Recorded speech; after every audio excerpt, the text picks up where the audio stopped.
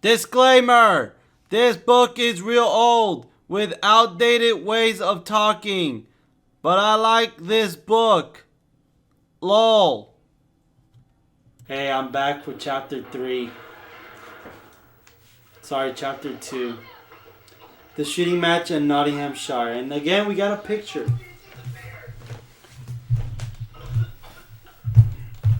We got the picture right here, and the thing says, "The Sheriff of Nottingham cometh before the King of London." Oh, wow. I guess that's the king and that's the sheriff right there. And that's a crown. La corona. El musicante. El baril. La sirena. What? Okay. Okay, yeah, I knew it. Alright, so for the prologue, see? Well, wrong finger. For the prologue, we got an I. For chapter 1, we got an N. What do you guys think we're gonna get for chapter 2? We got nothing. We got a T, just a very large T. Las escaleras.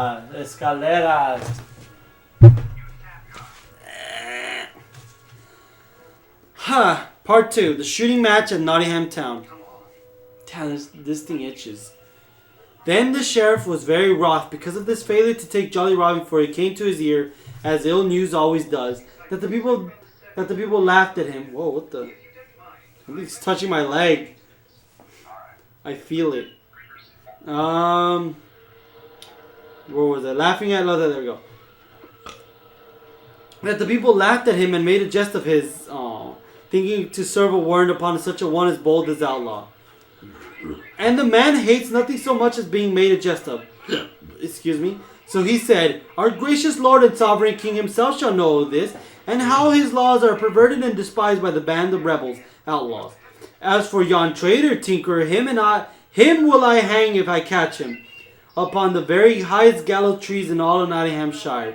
Then he bade all his servants and retainers to make ready to go to London town to see and speak with the king. At this they were bustling at the sheriff's men, ran hither and thither upon his business and upon that, while the forge fires in Nottingham glowed red far into the night like twinkling stars, for all the smiths of the town were busy making or mending armor for the sheriff's troop of escorts. For 2 days this labor lasted, then on the third all was ready for the journey. So forth they started in the bright sunlight from Nottingham town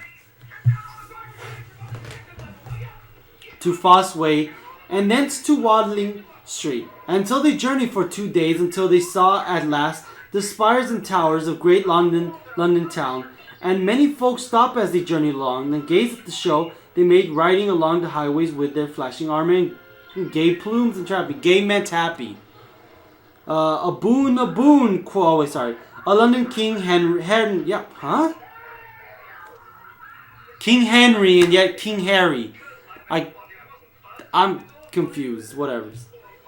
King Henry and his fair Queen Eleanor held his court gay with ladies in silk and satines and velvet and cloth of gold, and also brave knights and gallant courtiers. Courtiers, yeah. Thither came the sheriff and was shown into the king's presence. A boon, quoth he, as he knelt upon the ground. "Now what wouldst thou have?" said the king. "Let us hear what may be thy desire." "O good lord, O good my lord and sovereign, spake. In Sherwood Forest, in our good shire of Nottingham, liveth a bold outlaw whose name is Robin Hood. In good sooth, his doing have reached even our own royal ears. He is a saucy rebellious varmint, yet I am fain to own a right merry soul withal. But hearken, O my most gracious sovereign, I sent a warrant to him with thine own royal seal attached by a right lusty knave, but he beat the messenger and stole the warrant. And he killeth thy deer and robbeth thine own liege subjects even upon thy great highways." "Why, how now?" quoth the king wrathfully. "What wouldst thou have me do? Comest thou not to me with a great array of men at arms and retainers, and yet are not able to see to take a single band of lusting knaves without armor or breasts, and in thine own country? What wouldst thou have me do? Oh wait. Oh, art thou not my sheriff? Are not my laws in force in Nottinghamshire? Canst thou not take thy own course against those that break the laws or do an injury to thee or thine? Go, get thee gone, and think well. Devise some plan of thine own, but trouble me no further but look well to it, Master Sheriff, for I will leave my laws obeyed. I'll have my laws obeyed by all men within my kingdom. And if thou art not able to enforce them, thou art no sheriff for me. So look well to thyself, I say, or ill may befall thee, as well as the thieving knaves in Nottinghamshire. When is Kino? I'm so thirsty. I didn't drink anything for part 2. I have it now. Oh, I'm so tired. Okay. Then the sheriff turned away with a sore and troubled heart, and sadly he rued his fine show of retainers, for he saw the king was angry because he had so many men about him, and yet he could not enforce the laws. So as they all rode slowly back to Nottingham, the sheriff was thoughtful and full of care. Not a word did he speak to anyone. And one of his men spoke to him. And no one of his men spoke to him, but all the time he was busy devising some plan to take Robin Hood. Aha! I have it. No, wait. Aha! Cried he suddenly, smiting his hand upon his thighs. I have it now. Ride on, my merry men, and let us get back to Nottingham town, as speedily as it may. And mark well my words, before a fortnight is past, that evil knave Robin Hood will be safely clapped in Nottingham gaol. And what was the sheriff's plan? As a Jew takes each one of a bag of silver angels, feeling each coin to find whether it be chipped or not, so the sheriff, as all rode slowly and sadly back towards Nottingham, took up a thought, and I'm gonna drink. Good enough, Kino. Kino.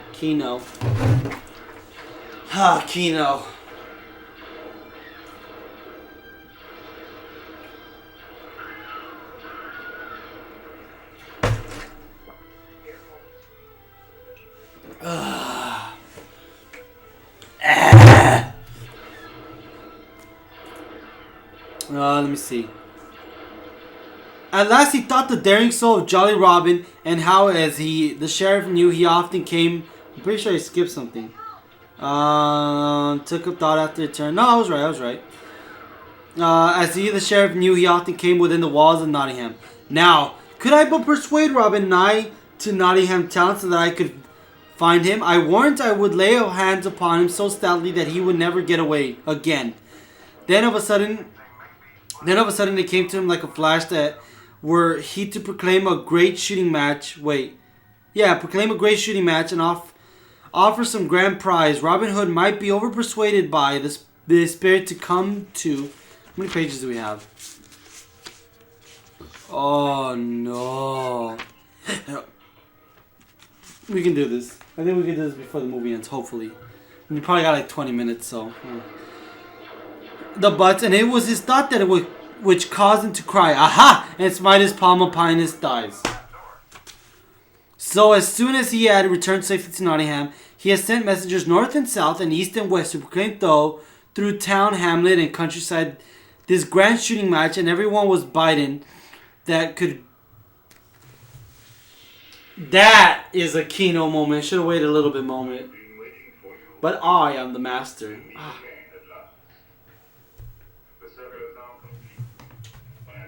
I was but the learner. Now I am the master. Only a master of evil, huh?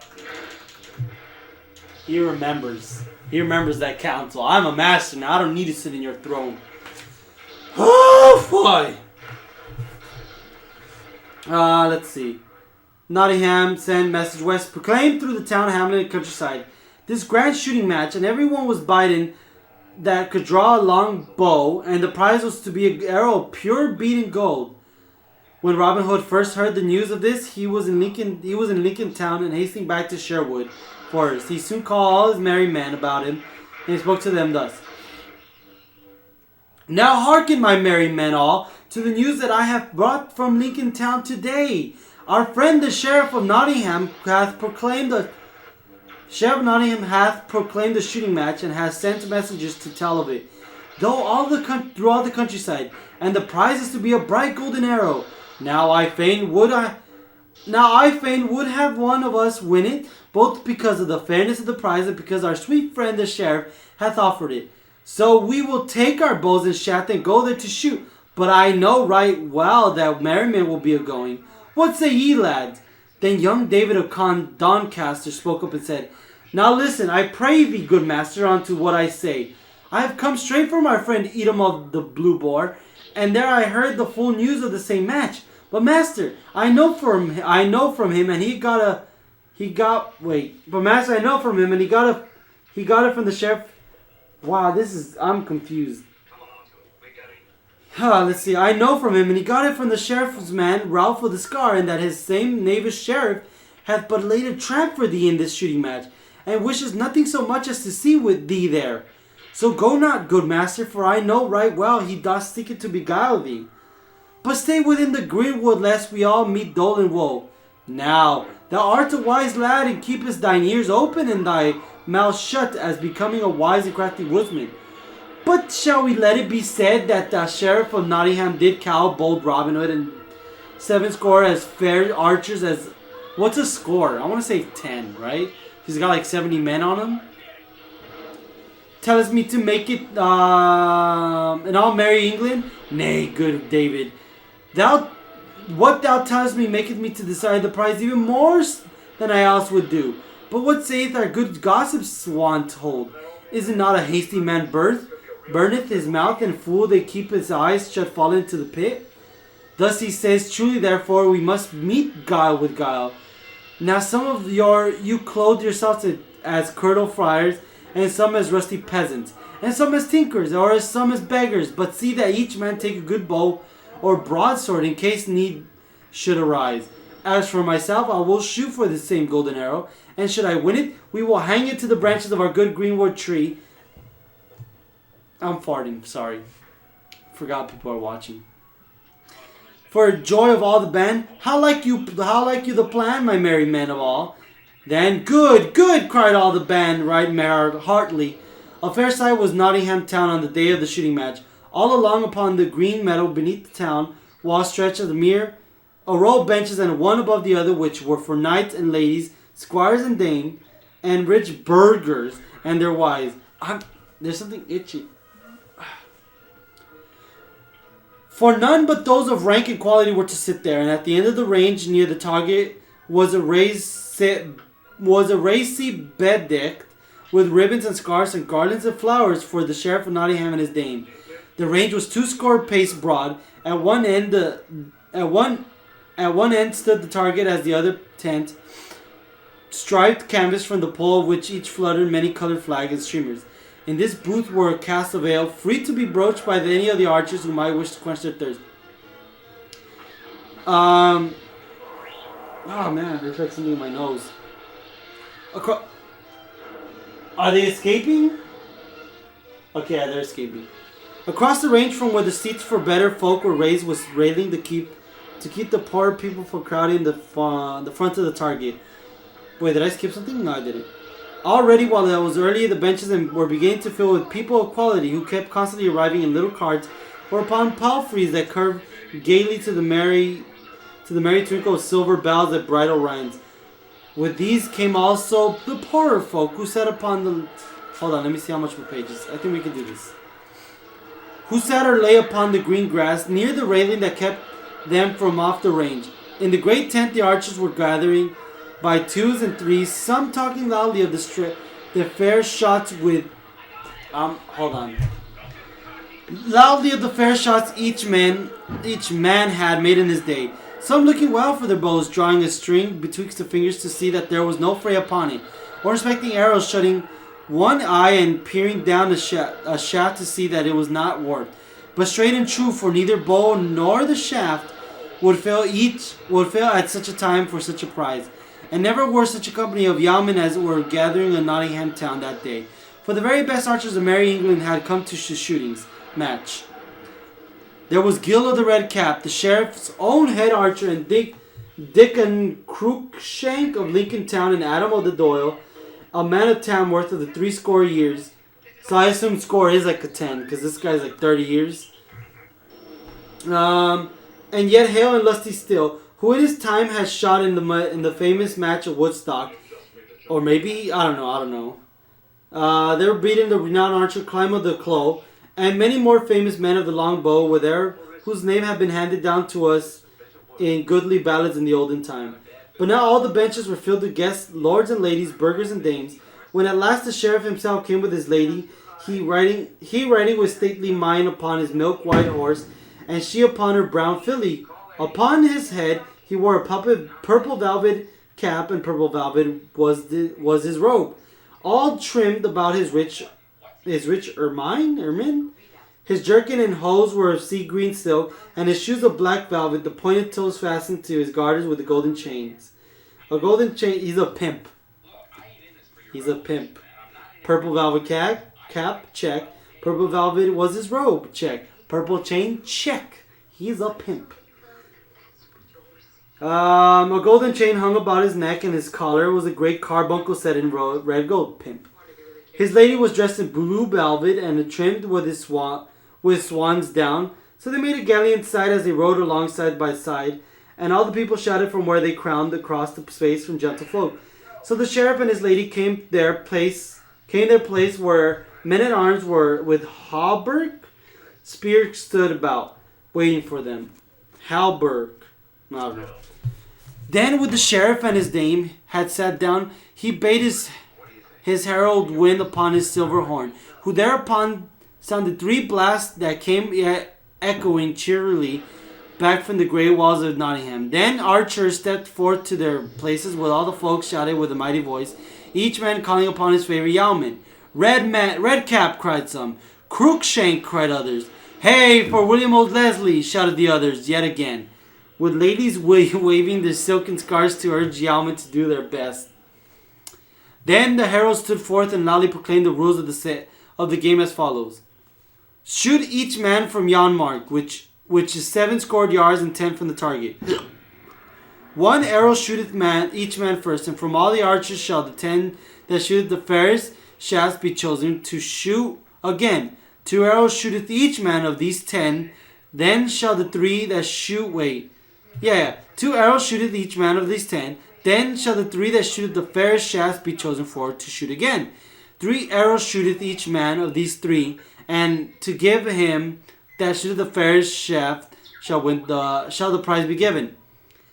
Then the sheriff leaned forward, looking keenly among the press of the archers to find whether Robin Hood was amongst them. But no one was there clad in Lincoln. Why would he go there in Lincoln Green? Hey, yeah, the sheriff is doing a thing. You want to come over? I don't know, man. I feel like it's a trap. Hold on. All right. How long have we been recording? 1 hour and 48 minutes. The press of archers to find whether Robin Hood was amongst them, but no one was there clad in Lincoln Green, such as was worn by Robin and his band. Nevertheless, said the sheriff to himself, he may still be there, and I miss among the crowd of other men. But let me see when but 10 men shoot, for what he will be among the 10, or I know him not. You don't. And now the archers shot, each man in turn, and good folks never saw such archery as that done that day. 6 arrows were within the clout, 4 within the black, and the only 2 smote the outer ring, so that when the last arrow sped and struck the target, all the people shouted aloud, for it was a noble shooting. Now but 10 men were left of all those that had shot before, and out of those 10, 6 were famous throughout the land. And most of these folk gathered there new. Okay, we're pretty good. The 6 men were Gilbert of the Red Cap, Adam of the Doyle, Dickon Cruikshank, William O'Leslie, Herbert O'Cloud, and Swithin O'Hertford. 2 others were yeomen of Merry, Yorkshire. Another was a tall stranger in blue who said he came from London town, and the last was a tattered stranger in scarlet who wore a patch over one eye. Now, quoth the sheriff to man at arms who stood near him, seest thou Robin amongst these 10? Nay, that do I not, your worship, answered the man. 6 of them I know right well of those Yorkshire yeomen. One is too tall and the other too short. For the black knave, Robin's beard is as yellow as gold, while yon tartar beggar in scarlet hath a beard of brown. Besides, blind of one eye as for the stranger in blue. Robin's shoulders, I ween, are 3 inches broader than his. Aw. Then, quoth the sheriff, smiting his thigh angrily, I'm not going to do that. It's probably going to hurt. Yon knave is a coward as well as a rogue, and dares not show his face amongst good men and true. Then after they had rested a short time, those 10 men, stout men, stepped forward as they shot. Not a word was spoken, but all the crowd watched with a scarce breath sound. But when the last had shot his arrow, another great shout arose, while many cast their cap aloft for joy of such marvelous shooting. Now by our gracious lady fair, quoth old Sir Amias O'Doyle, who bowed with this 80 year more, sat near the sheriff. Ne'er saw I such archery in all my life before, yet have I seen the best hands at the long bow for the 80 years and more. And now but 3 men were left of all those that had shot before. One was Gil of the Red Cap, one the tattered stranger Scarlet, and one Adam of the Dell of Tamworth town. Then all the people called aloud, some crying, "Ho for help, Gilbert of the Red Cap," and some, "Hey for stout Adam in Tamworth." But not a single man in the crowd called for the stranger in scarlet. "Now shoot thy well, Gilbert," cried the sheriff, "and if thine be the best shaft, 50 broad silver best pennies." Oh, this is a different time. "Will I give to thee besides the prize?" "Truly I will do my best," quoth Gilbert right sturdily. "A man cannot do aught but his best, but that will I strive to do this day." So saying, he drew forth a fair, smooth arrow with a broad feather, and fitted it deftly to the string. Then, drawing his bow with care, he sped the shaft. Straight flew the arrow and lit fairly in the cloud, a finger breadth from the center. "Ah, Gilbert, Gilbert!" shouted all the crowd. And now, by my faith," cried the sheriff, smiting his hand together, "that is a shrewd shot." Then the tattered stranger stepped forth, and all the people laughed as they saw a yellow patch that showed beneath his arm. His arm when he raised his elbow to shoot, and he also to see him aim with but one eye. He drew the good bow quickly, and quickly loosened the shaft, so short was the time that no man could draw a breath betwixt the drawing and the shooting. Yet his arrow lodged nearer the center than the other by twice the length of a barrel corn. "Now by all the saints in paradise, that is a lovely shaft and very true." Then Adam of the Doyle shot carefully and cautiously, and his arrow lodged. He did it quickly. He just went up and just madman.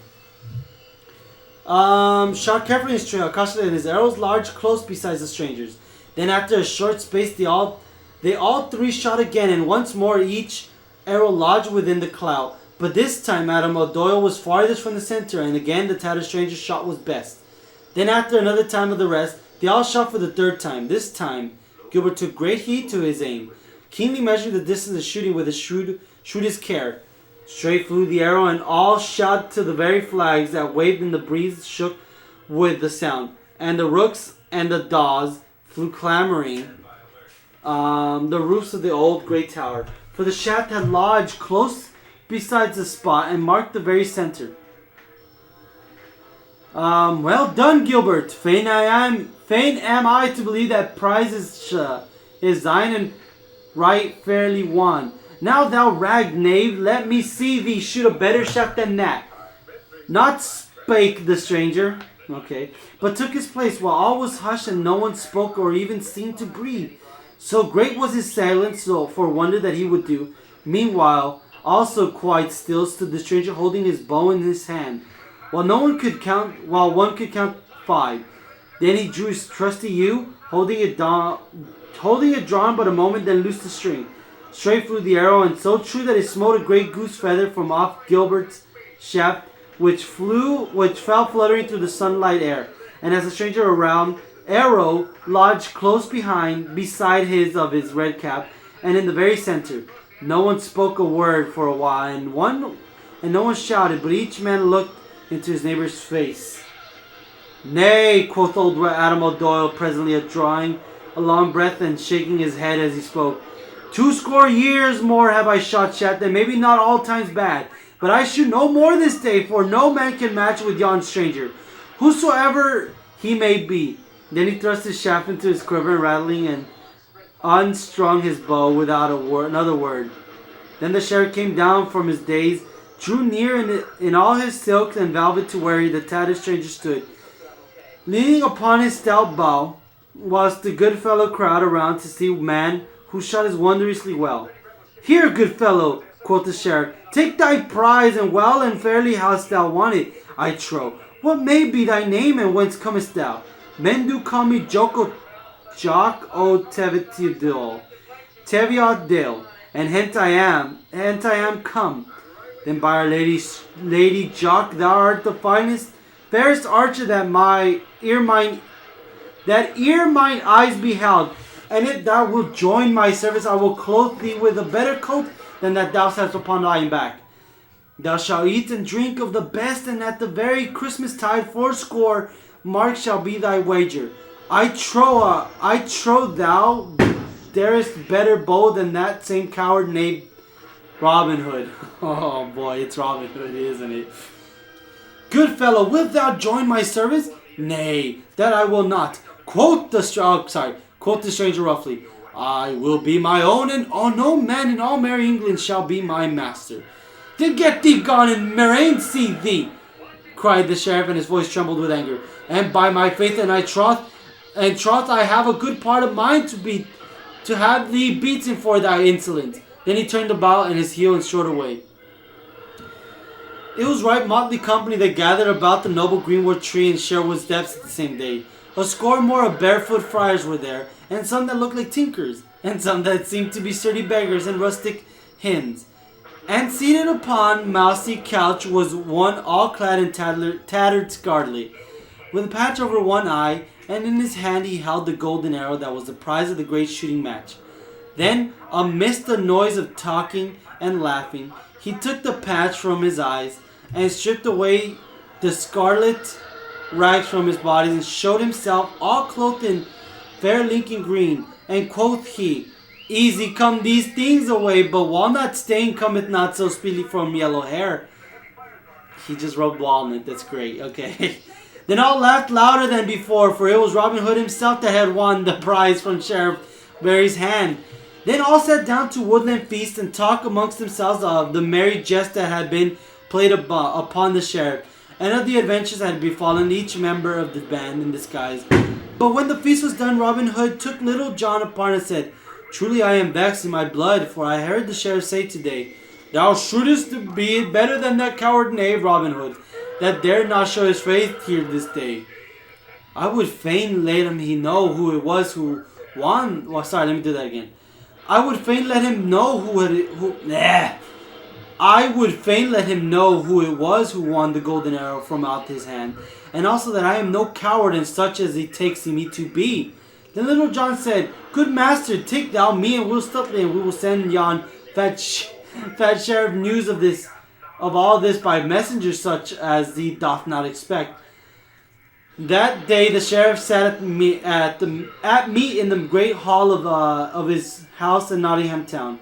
Long tables stood down the halls, and at which sat meat. I'm kind of not. Hold on, let me. That day the sheriff sat at meat in the great hall of his house in Nottingham town. Long tables stood down hall, at which sat men at arms and household servants and good stout villains. Bond servants. That's the note they gave.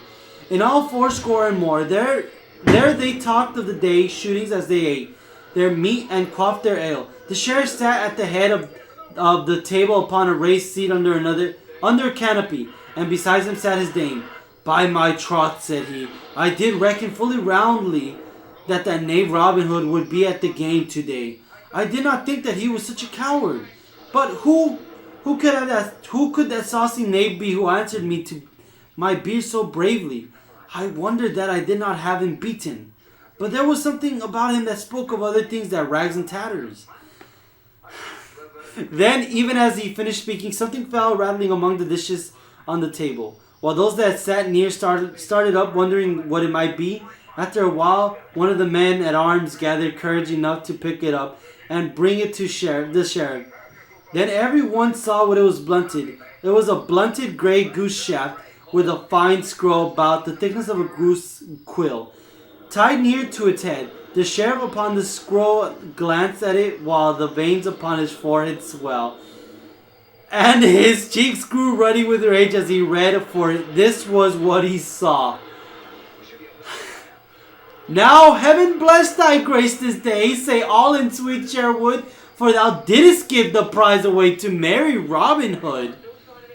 Whence came this? cried the sheriff in mighty voice. Even through the window, your worship, quoth the man who had handed the shaft to him. Well, I mean, he's still a coward. Because if he had to go the disguise, then, coward, right? But, I mean, he still went, so that's all that mattered. That was the end of the chapter. Next chapter, I'll probably read it next time because, oh, that guy's died. Bye-bye. Movie's about to end. I'll probably sit down and talk about the movie because let me see how long these pages are. No, it's like 10 pages. That's a good amount. I'm not gonna read that.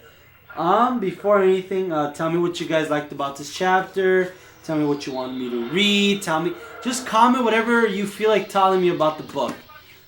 Next time we're gonna read Will Studley rescued by his good companions. I like Will Studley. He's a pretty cool guy. He makes me laugh. We read 45 pages within the time of that. I was talking about it. I forgot what chapter it was. I think it was the first chapter. Why would you do that to my boy Luke? Look at him. He was so hopeful. He was so full of hope. I mean, where is it at? This is the thing I was stepping on, by the way. It's literally called Star Wars: A New Hope. And then in that new movie, he just lost all of it because he was about to kill his nephew. I mean, in episode 6, he even goes up to his father and he tells him, what does he tell him? I sense the goodness in you, Father. It's not too late. And then Darth Vader's like, no, it's too late for me, dude. I'm out. But it wasn't too late for, what's his name? Ben? I don't want to get mad. It's just... I love Star Wars. I remember watching it like those channels. I don't even know how I watched it, but I'm pretty sure I watched it like a Saturday. You folks don't know, but the troubles of having no cable. You only had Channel 11, Channel 7, and Channel 5, Channel 4, and Channel 2. Channel 2, Channel 4 had nothing. If you were lucky enough, on Channel 5 Saturdays, and maybe even Sundays, they would sometimes put a movie. Maybe, I'm pretty sure on Saturdays at night, I'm pretty sure ABC did like a movie thing. But I'm pretty sure I saw it there. And, oh man, how could you not know about Star Wars? I also remember going to, I think it was the first Star Wars movie. I never wanted to go watch Revenge of the Sith. I remember that though. We ended up buying like a bootleg DVD on like the Cajones. Oh man, it's so great. But I don't think I saw the Clone Wars in theaters, but I did see the Phantom Menace.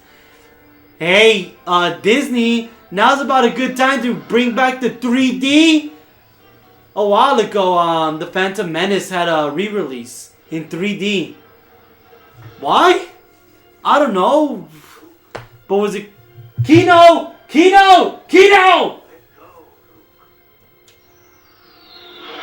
is strong with this one. Luke, trust me. Ah, it gives me chills. Use the Force, Luke. Trust me, Luke. Oh man, that is like a spicy meatball. Star Wars was a home name, or whatever that is.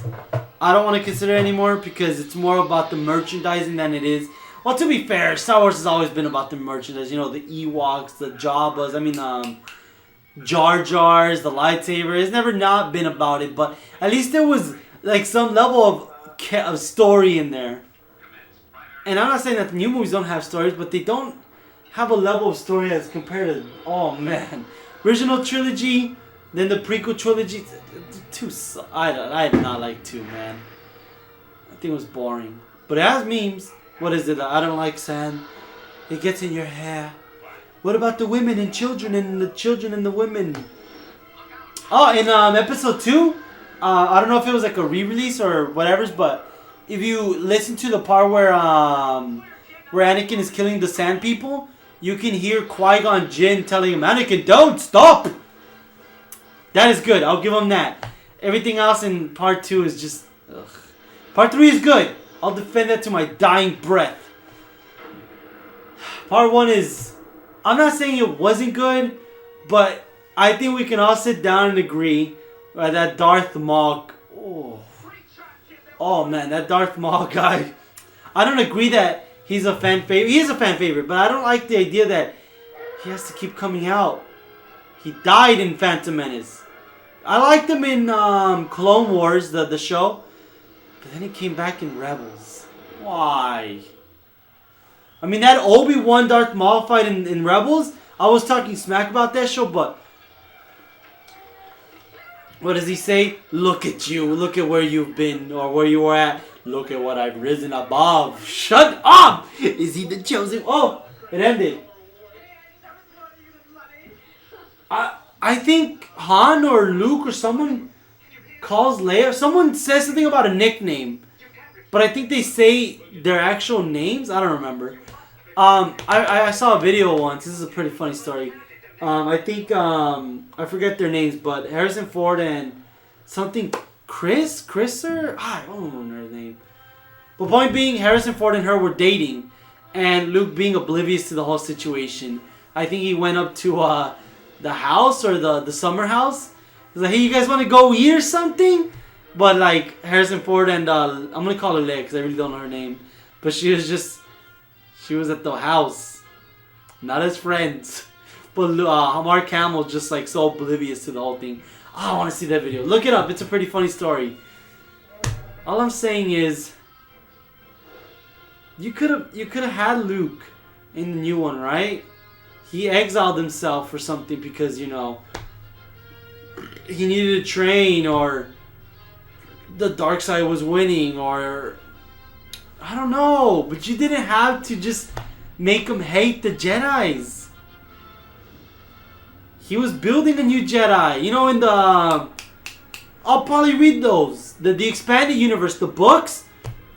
He was the strongest Grandmaster. And I think he took, like, ideas like, oh, you guys can be emotional if you want, be mad if you want, get a wife. He had a wife named Mara, who was in the dark side.